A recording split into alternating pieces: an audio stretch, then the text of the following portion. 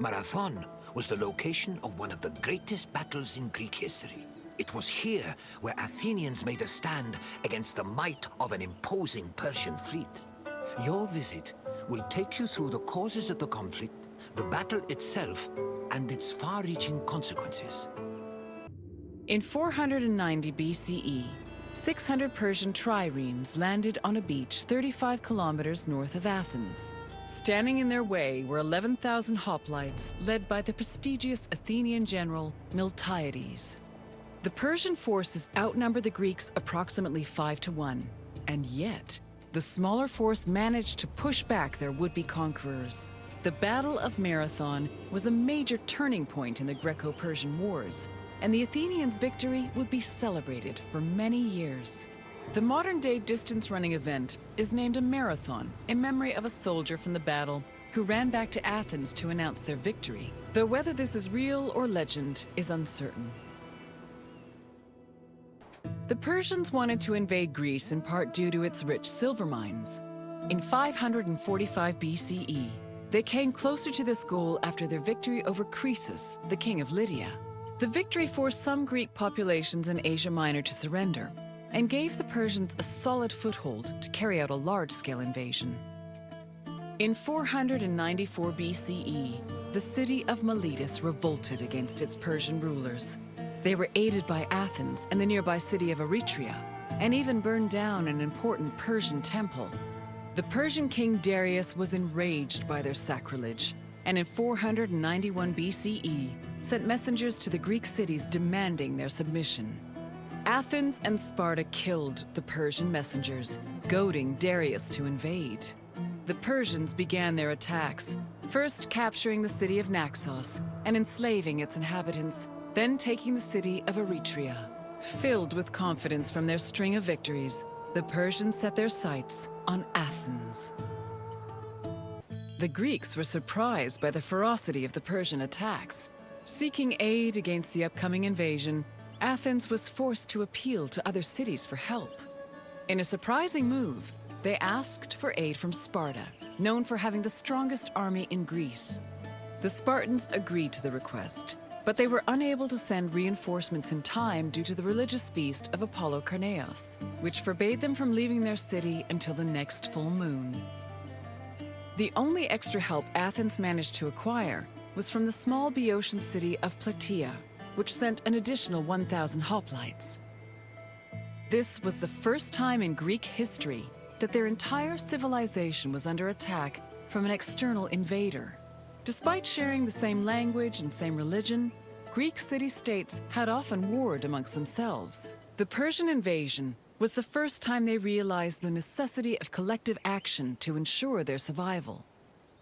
The Persian fleet originally planned to land at the port of Phaleron. However, the exiled Athenian tyrant Hippias, who sided with the Persians, advised them to land at Marathon instead, where it would be easier to deploy cavalry. The Athenians were unaware of the Persian battle plans and left Marathon undefended. This allowed the Persians to quietly set up camp on the beach, while Athens scrambled to mount a defense. The Persians' overwhelming numerical superiority forced the Athenians to get creative with their defensive strategy. The city sent 10,000 hoplites, along with the extra 1,000 Plataean reinforcements, to a hill located above the Persian encampment. Once in position, Athenians had to decide whether to wait for the Persians to attack or to strike them first. Athens' strategists believed the former option was better, but the general Miltiades believed a first strike was more advantageous, as the Persians had their backs to the sea. In the end, Miltiades' opinion prevailed, and the Greeks made their move. According to Herodotus, the Greek forces charged at the Persians without archers or cavalry. The Persians were unprepared for what they saw as an act of madness. While they were able to hold the Greeks back at first, they were eventually pushed back to their ships and forced to retreat. The Persians suffered heavy losses during the battle, with approximately 6,400 casualties. The Athenians, on the other hand, only lost 192 soldiers.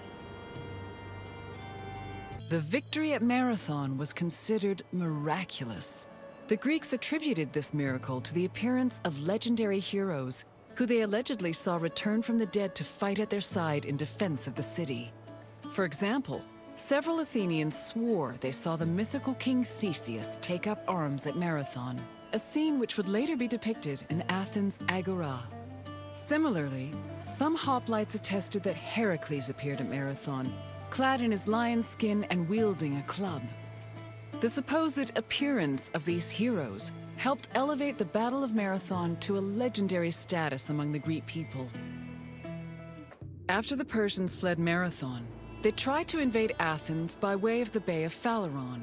However, this gave the Athenians time to return to their city and mount a proper defense. Fearing further losses, the admiral of the Persian fleet called off their attack, and the Persians returned to their empire.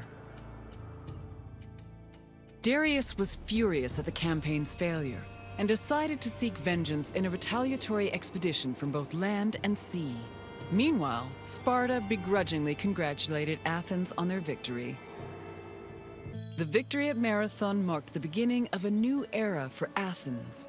According to Herodotus, Athens' success at pushing back the Persians ranked them first in the ongoing competition between the Greek city-states. The Athenians immortalized their prestige by erecting monuments in both their own city and in Delphi. The Battle of Marathon was also perceived as a blow against tyranny. Tyranny went from being perceived as a simple flaw in authoritarian excess to major treason against the homeland, a sin that rulers would take great pains to avoid being accused of. This helped consolidate the institution of democracy for the next 2 centuries.